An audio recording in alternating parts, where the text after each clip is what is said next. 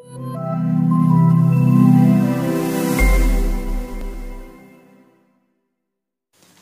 Tuhan, puji Tuhan, Shalom. Selamat pagi, salam sejahtera di dalam kasih Tuhan kita Yesus Kristus. Kita sungguh sangat bersyukur buat kesempatan yang masih Tuhan berikan bagi kita untuk kita bersekutu di dalam bait-Nya, untuk kita memuji dan memuliakan Dia. Bahkan hari ini kita mau siapkan hati kita menerima sabda Tuhan. Amin. Mari saudaraku yang kekasih, siapkan hatimu, konsentrasimu untuk firman Allah disampaikan kepada kita hari ini. Sama-sama saya mengajak kita membuka di dalam Injil Matius pasal yang ketiga ayat yang ke-12. Injil Matius pasal yang ketiga ayat yang ke-12. Kemudian saudara beri pembatas dan saudara buka juga di dalam Lukas pasal 22 ayat 31 dan 32. Injil Lukas pasal 22 ayat 31 dan 32. Amin. Saudara yang sudah mendapatkannya katakan amin. Haleluya. Kita baca terlebih dahulu Injil Matius pasal 3 ayat yang ke-12. Mari saudaraku kekasih, kita sama-sama membaca firman Allah. 1, 2, ya. Alat penampi sudah di tangannya. Ia akan membersihkan tempat pengirikannya dan mengumpulkan gandumnya ke dalam lumbung. Tetapi debu jerami itu akan dibakarnya dalam api yang tidak terpadamkan. Kita buka di dalam Lukas pasal 22 ayat 31 dan 32. Sama-sama kembali kita baca. 1, 2, ya. Simon, Simon, lihat iblis telah menuntut untuk menampi kamu seperti gandum. Tetapi aku telah berdoa untuk engkau supaya imanmu jangan gugur. Dan engkau, jikalau engkau sudah insaf, kuatkanlah saudara-saudaramu. Katakan amin. Hari ini saya akan bicara firman Allah dengan satu tema, masa penampian. Masa penampian. Saudaraku yang kekasih, ada satu masa, ada satu waktu yang siap atau tidak kita harus hadapi dalam perjalanan iman kita, yaitu masa penampian. Ya. Jika saudara dan saya peka mengamati apa yang terjadi saat ini di sekeliling kita, di dunia ini, sebenarnya Tuhan sedang membawa kita kepada satu masa yang disebut masa penampian. Generasi yang hidup di akhir zaman, yaitu kita semua, generasi yang hidup di akhir zaman sedang ditampi secara besar-besaran. Injil Matius 3 ayat 12 katakan, alat penampi sudah di tangannya. Ini disampaikan oleh Yohanes Pembaptis. Judul perikop ini Yohanes Pembaptis. Yohanes Pembaptis berkata, alat penampi sudah di tangannya. Di tangan siapa saudaraku? Di tangan Tuhan. Tuhan sudah memegang alat penampi dan Ia akan menampi semua umat manusia. Dia akan menampi orang-orang yang percaya. Sebab alat penampi sudah ada di tangannya. Saudaraku yang kekasih, sepertinya mungkin ketika kita mendengar ini begitu keras, ya, begitu tegas, begitu kejam, begitu galak, ya. Mungkin kita berpikir Tuhan yang kita sembah, yang kita percaya adalah Tuhan yang baik, Bapa yang baik. Pastinya Dia akan memberikan semua yang baik-baik kepada kita. Semua yang nyaman, semua yang kita senangi, yang harusnya yang Dia tunjukkan kepada kita anak-anaknya. Tidak ada yang namanya sesuatu hal yang kejam, sesuatu hal yang keras, teguran, penghakiman, pendisiplinan, dan lain-lain. Apakah itu benar? Saudaraku, engkau orang tua. Ya, jika engkau orang tua yang baik, jika kita orang tua yang baik, pastinya kita tidak hanya memberikan hal-hal yang menyenangkan saja kepada anak-anak kita. Tetapi pastinya kita juga akan mendidik anak-anak kita. Mendidik dengan keras anak-anak kita, menegur dengan tegas anak-anak kita, melatih anak-anak kita, mendisiplinkan anak-anak kita, dan semua itu untuk satu tujuan yang baik. sebagai anak-anak Tuhan yang dikasihi Tuhan, kita pun harus melewati satu proses yang berat, yaitu penampian. Dia akan menampi kita. Dan kita tidak bisa menghindar dari proses ini. Lukas tadi sudah kita baca 22, pasal 22 ayat 31 katakan, Simon, Simon, lihat iblis telah menuntut untuk menampi kamu seperti gandum. Iblis telah menuntut untuk menampi kamu seperti gandum. Kata kamu dipakai di sini dalam bentuk jamak, yang artinya kamu semua, yang artinya kalian. Ini berarti bukan hanya tertuju kepada Simon Petrus, tetapi kepada semua murid-murid Yesus dan juga kepada kita semua pengikut Yesus yang percaya kepada Yesus. Iblis telah menuntut untuk menampi kamu. Iblis telah menuntut untuk menampi saudara dan saya. Iblis telah menuntut untuk menampi orang-orang percaya. Iblis telah menuntut untuk menampi gereja Tuhan. Dipakai kata menuntut. Menuntut. Di dalam bahasa Inggris dikatakan demand atau desire, yang artinya memohon dengan sangat. Memohon-mohon, meminta, bahkan mungkin merengek-rengek. Ya. Menuntut. Jadi bukan hanya sekali, dua kali, iblis kalau namanya menuntut, dia akan selalu minta, selalu sampaikan, selalu ucapkan. Iblis menuntut untuk menampi kita. Jadi penampian juga dapat dilakukan oleh iblis, tapi tentu saja dengan seizin Tuhan. Seizin Tuhan. Saudara kekasih, sebab iblis tidak bisa mengotak-atik kehidupan kita tanpa seizin Tuhan. Seperti firman Tuhan 2 minggu yang lalu, ketika Bapak Gembala sampaikan tema firman Tuhan, pagar perlindungan Allah. Bagaimana iblis minta kepada Allah supaya dia menguji Ayub. Allah memuji, kau lihat anakku si Ayub yang saleh. Ya, karena engkau memberi pagar sekelilingnya. Coba kalau begini, coba kalau begini, coba kalau begini. Iblis menuntut. Sehingga apa? Sehingga Allah izinkan iblis mengotak-atik kehidupan Ayub, mengobrak-abrik kehidupan Ayub, dengan kata lain menampi kehidupan Ayub. Seperti itulah saudaraku, kira-kira iblis selalu menuntut Allah supaya menampi hidup kita. Gereja Tuhan yang hidup di masa sekarang ini, Tuhan membela kita, Yesus membela kita, tapi iblis katakan, coba kau tampi dia, coba kau uji dia, apakah dia benar-benar mengasihi engkau, apakah dia tetap setia kepadamu, sebagaimana dengan kisah Ayub. Jadi iblis menuntut itu, terus menuntut akan hal itu. Dan 1 Petrus 4 ayat 17 berkata, telah tiba saatnya penghakiman dimulai. Dan dari mana itu dimulai? Dari rumah Allah sendiri. Yang pertama-tama akan dihakimi adalah rumah Allah sendiri. 1 Petrus 4 ayat 17. Penghakiman akan dimulai. Dan dari mana itu dimulai? Dari rumah Allah sendiri. Tidak lain dari gereja Tuhan. Orang-orang percaya, anak-anak Tuhanlah yang pertama akan dihakimi. Yang pertama akan diperiksa. Yang pertama akan ditampi kehidupannya, disaring kehidupannya. Saya ingin mengajak kita melihat mengapa gandum itu harus ditampi.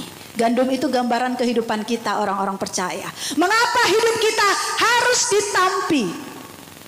Yaitu untuk memisahkan antara gandum dan sekam atau debu jerami. Untuk mengadakan pemisahan antara gandum dan sekam atau yang disebut juga debu jerami. Matius 3 ayat 12 katakan, alat penampi sudah di tangannya. Ia akan membersihkan tempat pengirikannya dan mengumpulkan gandumnya ke dalam lumbung, tetapi debu jerami itu akan dibakarnya dalam api yang tidak terpadamkan. Gandum, ya, dan jerami masih bersama-sama, masih bersatu, tetapi Allah akan melakukan satu pemisahan. Allah akan mengadakan satu pemisahan dengan cara menampinya. Ketika gandum dituai, dipanen, gandum itu masih menyatu dengan yang namanya debu, sekam, ya. dengan kulit-kulit gabahnya. Jadi masih menyatu. Dan supaya gandum itu terlihat jelas, gandum itu perlu ditampi. Perlu ditampi. Saudara tahu ya, menampi ya, ibu-ibu yang menampi beras tahu bagaimana proses menampi. Jadi gandum itu ya, karena makanan mereka adalah gandum, makanan pokok Timur Tengah. Kalau makanan kita beras, nasi, tetapi itu hampir sama, jenisnya hampir sama. Gandum dan padi itu hampir sejenis. Jadi kalau gandum itu langsung dikonsumsi, itu tidak baik. Jadi gandum itu harus dibersihkan dulu, dipisahkan antara gandum dan sekam, antara gandum dengan debu jeraminya. Dan caranya bagaimana? Ditampi, harus ditampi. Maka terlepaslah, terpisahlah kulitnya, terpisahlah sekam itu dari gandum. Saudaraku, kehidupan kita sebagai orang-orang percaya, kita sudah dituai. Ketika kita percaya kepada Yesus, kita adalah jiwa-jiwa yang telah dituai. Tapi apakah cukup berhenti sampai di sana? Tidak. Kita harus disaring, ditampi dan ditampi. Sebab apa? Sebab di dalam gereja masih menyatu gandum dan sekam. Masih menyatu gandum dan debu jerami. Ada Kristen gandum, ada Kristen sekam. Ada yang kerohaniannya gandum, ada yang kerohaniannya hanya sejenis sekam. Sekilas tidak terlihat karena dia menyatu. Tidak terlihat. Tetapi bagaimana cara Tuhan membedakannya, memisahkannya? Tidak lain adalah dengan menampinya. Dan bagaimana cara Tuhan menguji? Apakah kita jenis Kristen gandum atau sekam? Prosesnya harus kita lewati, yaitu ditampi. Dan ketika orang-orang percaya ditampi, maka terlihat jelas mana orang-orang percaya gandum, mana yang sekam, mana yang debu jerami. Jikalau sekam, ketika dia ditampi, dia akan terbang, dia akan jatuh. Kenapa? Karena bobotnya ringan. Ketika dia digoncangkan, ketika dia digoyang-goyang, ketika dia dibersihkan dengan ditampi, maka debu jerami itu akan terlepas. Debu jerami itu akan berterbangan, debu jerami itu akan berjatuhan, debu jerami itu akan berguguran, sekam itu akan terlepas di bawah angin. Kenapa? Karena bobotnya ringan. Tetapi gandum, meskipun dia ditampi, digoyang-goyang, digoncang-goncang sedemikian rupa, dia tetap kembali ke tempatnya.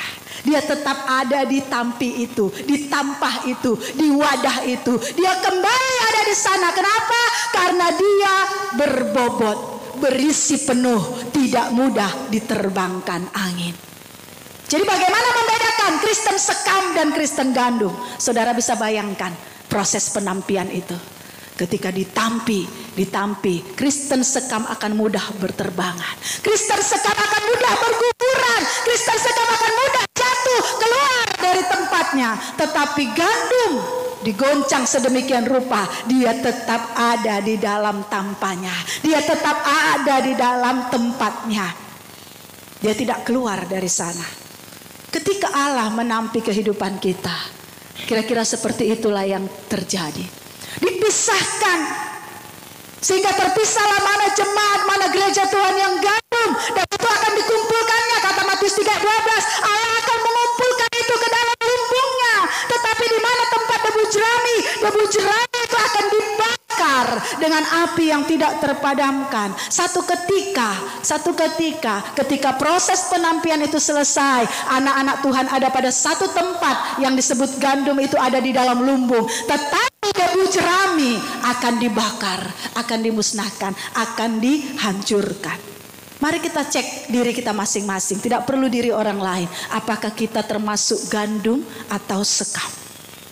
Jadi mengapa gandum perlu ditampi? Mengapa orang-orang percaya perlu ditampi? Jawabannya untuk memisahkan antara gandum dan sekam.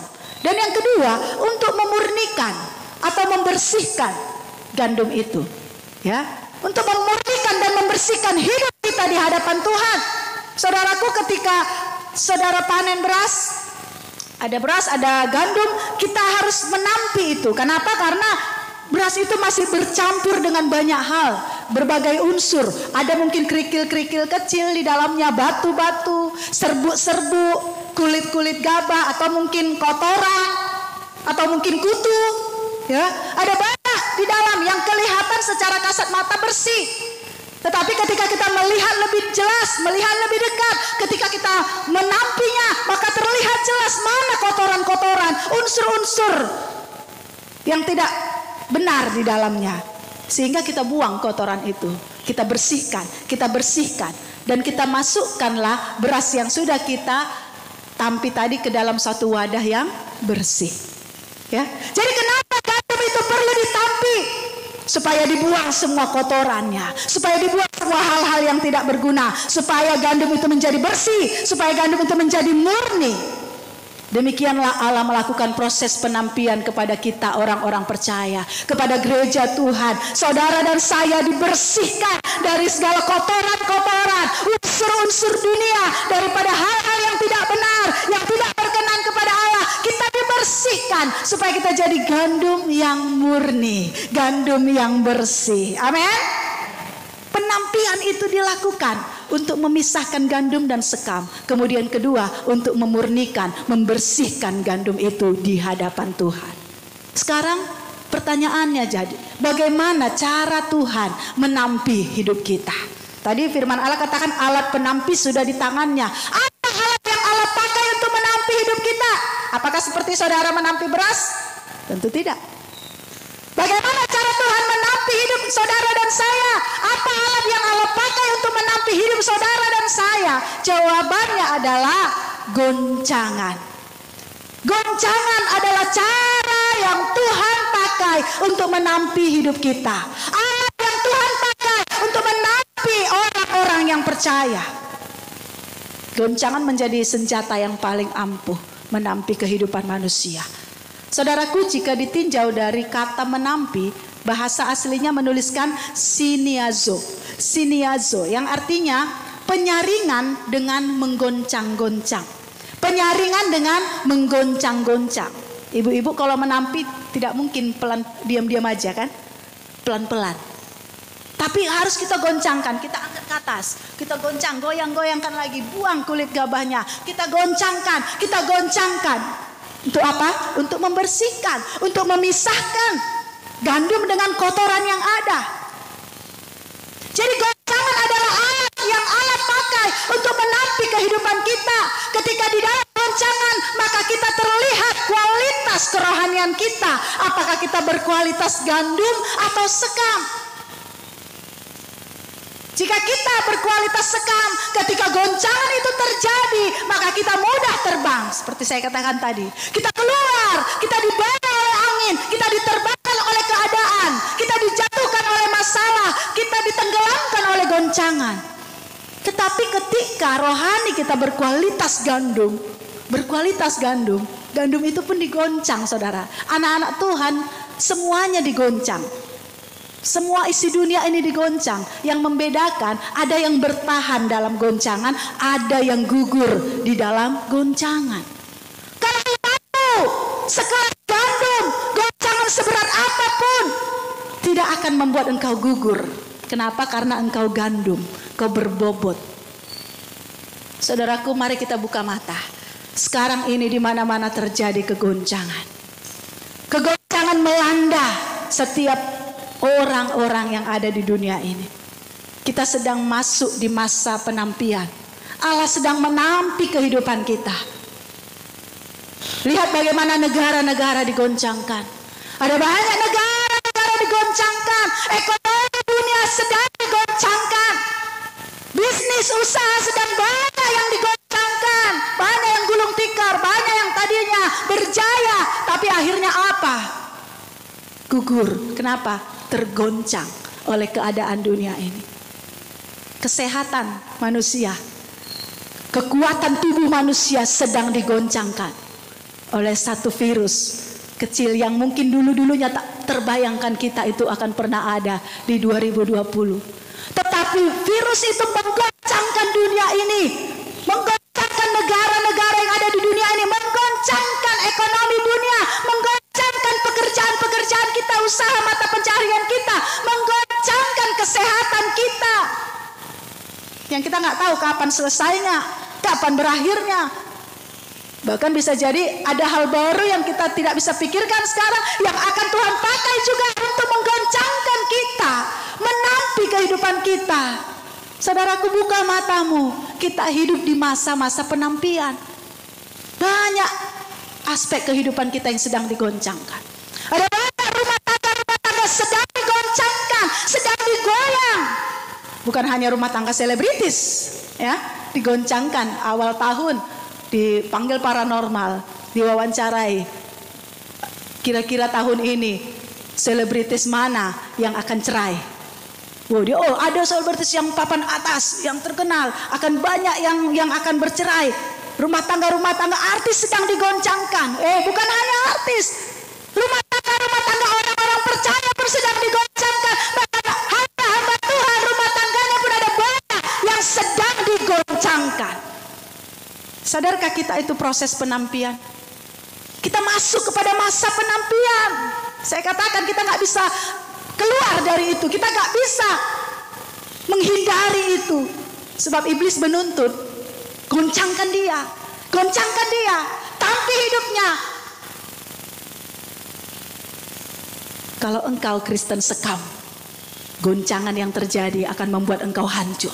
Goncangan yang terjadi akan membuat engkau gugur. Goncangan yang terjadi dalam hidupmu, dalam rumah tanggamu, dalam ekonomimu, dalam kesehatanmu, dalam usaha pekerjaanmu. Setiap goncangan yang kau hadapi, itu akan membuat engkau hancur, membuat engkau keluar dari tempatmu.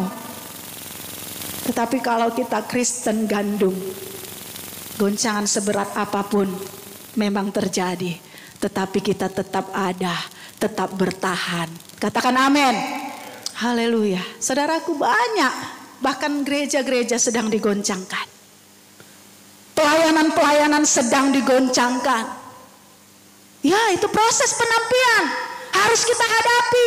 Di sana akan terlihat mana kualitas kita yang sebenarnya. Apakah kita gandum atau sekam?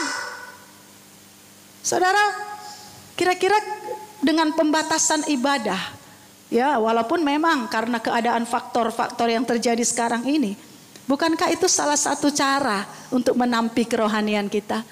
Ada segelintir orang yang merasa itu sesuatu yang menguntungkan baginya. Ya, nggak semua orang bisa berkonsentrasi bersungguh-sungguh untuk melakukan ibadah online. Sedangkan melakukan ibadah secara bersama-sama di dalam bait Allah tatap muka, nggak seluruhnya saudara bisa berkonsentrasi terima firman. Tapi bagaimana dengan ibadah online? Dan itu banyak gereja yang mungkin sudah 2 tahun ini mengalami itu. Ada gereja yang saya tahu sampai sekarang belum buka dari tahun 2020. Awal-awalnya mungkin mereka lakukan ibadah di rumah. Awal-awalnya lakukan ibadah sama-sama. Lama-lama lelah, lama-lama bosan. Lama-lama dia sibuk entah kemana. Cari usaha baru di hari Minggu. Kenapa? Karena tidak ada ibadah. Saudara, tanya itu cara-cara iblis untuk menampi kehidupan kita. Apakah dengan dibatasinya pertemuan ibadah kita, maka kerohanian kita menjadi seperti sekam yang mudah diterbangkan angin tanpa sadar. Ya, pembatasan itu membuat kita pelan-pelan mundur. PPKM, ya, pelan-pelan mundur. Ya. Pelan-pelan kerohanian kita semakin turun, semakin kering. Persekutuan itu semakin hambar. Kasih di antara saudara seiman semakin dingin. Tidak biasa lagi kita bersekutu, tidak terbiasa lagi kita bersama-sama. Manusia akhirnya menjadi egois. Sesuai dengan firman Tuhan katakan, keadaan yang sukar itu yang terjadi. Goncangan. Ini kita hadapi, gereja Tuhan hadapi, pelayanan sedang hadapi itu. Tetapi saya mau katakan sebagai hamba Tuhan, mari kita menjadi gandum yang berkualitas. Amin. Goncangan akan datang padamu, kau gak bisa hindari itu. Gak bisa hindari. Alat penampi sudah ada di tangannya. Kita semua akan ditampi. Kita semua akan disaring, digoncangkan. Cara Tuhan untuk menyaring setiap hidup kita. Dan bagaimana cara Tuhan menampi hidup kita? Saya berpikir ketika ditampi saudara, itu kan prosesnya akan diangkat, ya, diangkat, diterbangkan. Jadi cara menampi kehidupan kita bisa jadi juga dengan diangkat tinggi, diangkat tinggi, diangkat ke atas. Ketika gandum ditampi, gandum itu diangkat tinggi, dan bisa jadi cara Tuhan menampi kehidupan kita juga demikian. Kita diangkat tinggi, seolah-olah hidup kita semakin naik, semakin nyaman. Pekerjaan, penghasilan, karir semakin dipromosikan tinggi dan semakin tinggi. Saudaraku, hati-hati. Jangan-jangan itu proses penampian yang diizinkan Tuhan terjadi bagi kita. Yang diizinkan untuk menampi kehidupan kita. Mungkin kita merasa dalam hidup kita, wah, tidak ada yang kurang. Selalu bertambah dan bertambah. Selalu semuanya aman. Kita semakin naik, semakin tinggi. Level kita semakin naik, semakin tinggi. Saya katakan waspada, jangan sampai kita diterbangkan angin. Kalau bobot rohani kita ringan, ketika engkau diangkat tinggi, maka itulah cara untuk membuat engkau jatuh, gugur. Ya. Kita harus berhati-hati, sebab anak Tuhan yang berkualitas, anak Tuhan yang berbobot, ketika susah dia tidak akan menyangkal Tuhan. Ya, saat miskin dia tidak menyangkal Tuhan. Mana Tuhan itu, hidupku selalu susah. Dari lahir, dari kecil aku susah. Dia menyangkal keberadaan Tuhan. Tetapi anak Tuhan yang berkualitas tidak demikian. Saat susah dia tidak menyangkal Tuhan. Tapi saat juga dia senang, saat dia kaya, saat bertambah-tambah, saat dia diangkat tinggi, dia tidak melupakan Tuhan. Katakan amin. Itu anak Tuhan yang berkualitas. Susah senang itu biasa dalam hidup ini. Itu musim-musim kehidupan. Kita bisa susah, tapi sekian tahun kita bisa senang. Tapi ingat satu hal yang tidak boleh berubah. Engkau harus tetap menjadi gandum saat susah, saat senang, saat direndahkan, saat ditinggikan. Amin. Berkualitas.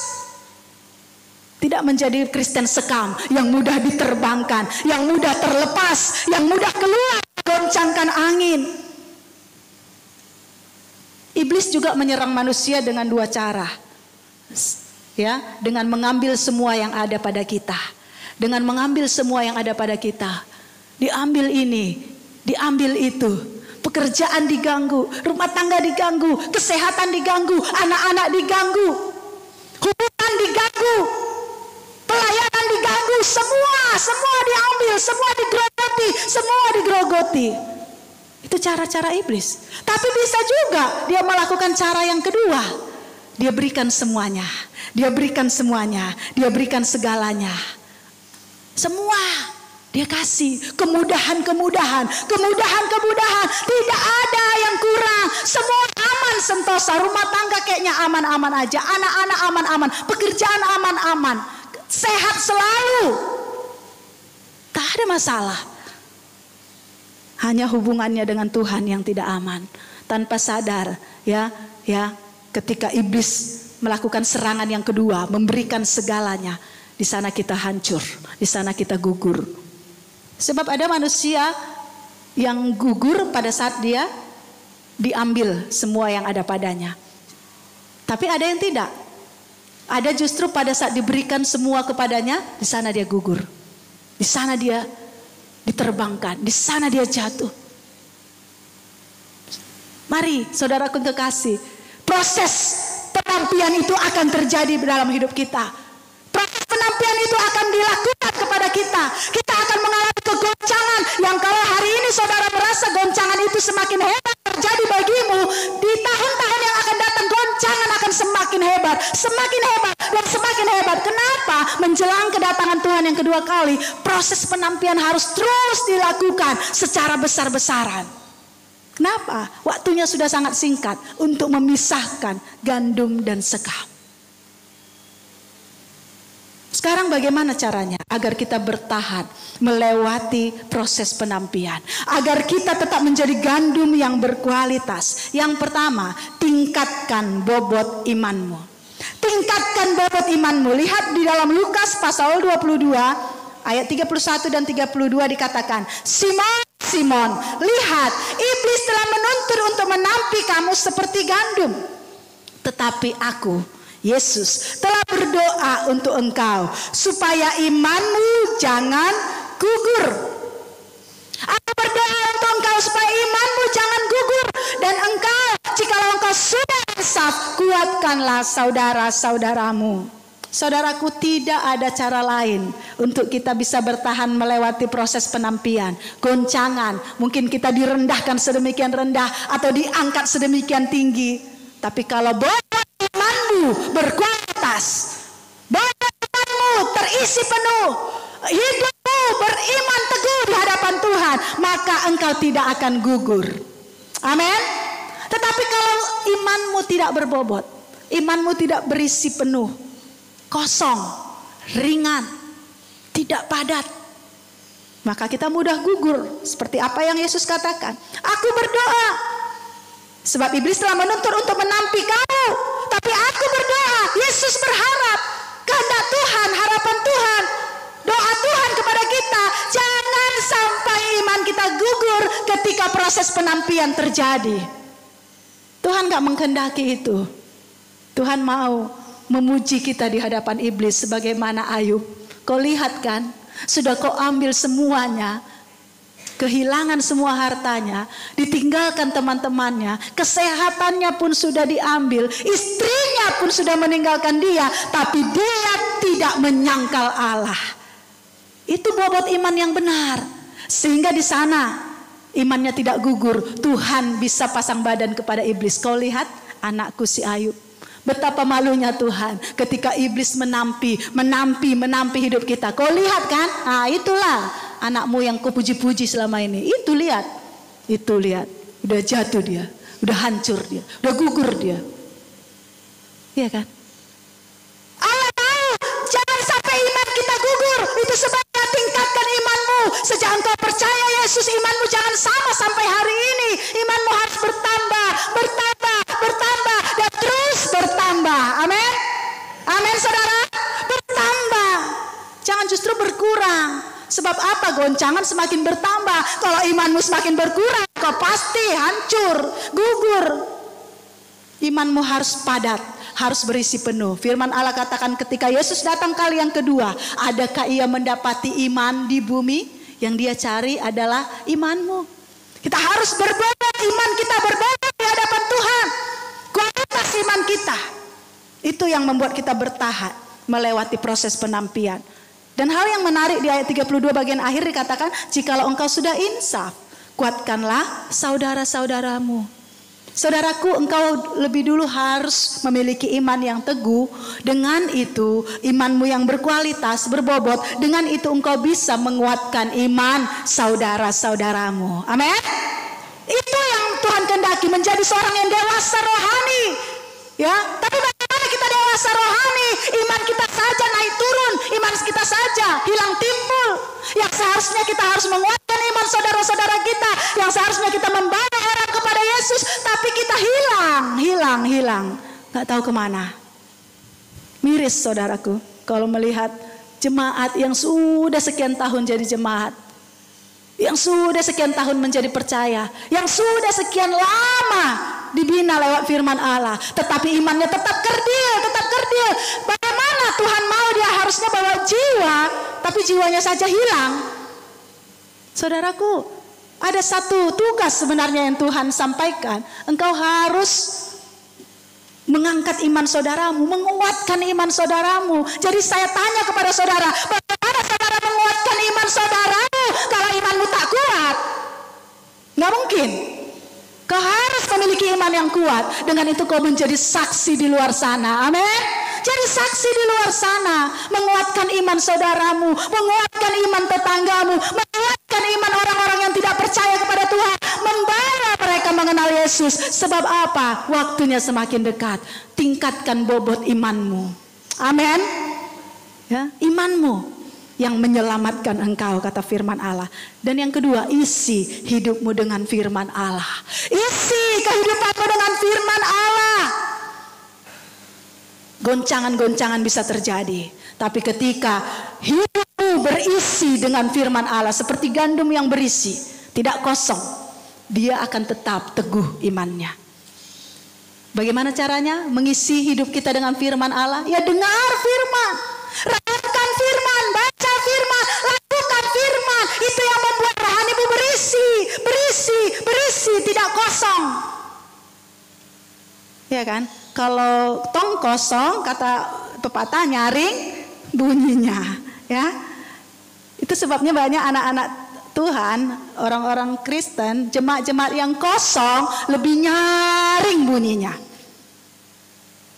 Yang imannya tidak berisi penuh, yang kerohaniannya tidak berisi penuh, yang firman tidak ada dalam kehidupannya, nyaring bunyinya. Paling banyak kritikannya, paling banyak permintaannya, paling banyak rengekannya. Tapi kalau engkau berisi penuh, justru bunyinya senyap, tapi tetap dia padat, berisi. Kalau wadah yang kosong, kita senggol pelan aja udah jatuh. Gak usah disenggol, ada angin sepoi-sepoi sudah jatuh. Tapi ketika wadah itu berisi penuh, sulit untuk dijatuhkan. Diangkat aja begitu berat. Kenapa? Berisi penuh. Saudaraku, mari kita sebagai orang-orang percaya yang hidup di akhir zaman. Saya tidak mau firman Allah yang kau dengar hari ini hanya konsumsi telingamu. Saya harapkan, saya rindukan engkau memiliki satu pemahaman akan firman Allah. Apa yang terjadi sekarang di tengah-tengah dunia ini, kegoncangan yang terjadi saat-saat ini, itu menandakan kita ada di masa penampian. Masa penampian. Jangan sampai imanmu gugur. Amin. Jangan sampai imanmu gugur. Bertahanlah. Teruslah ada di dalam tempatnya yang sebenarnya. Di dalam wadah yang sebenarnya.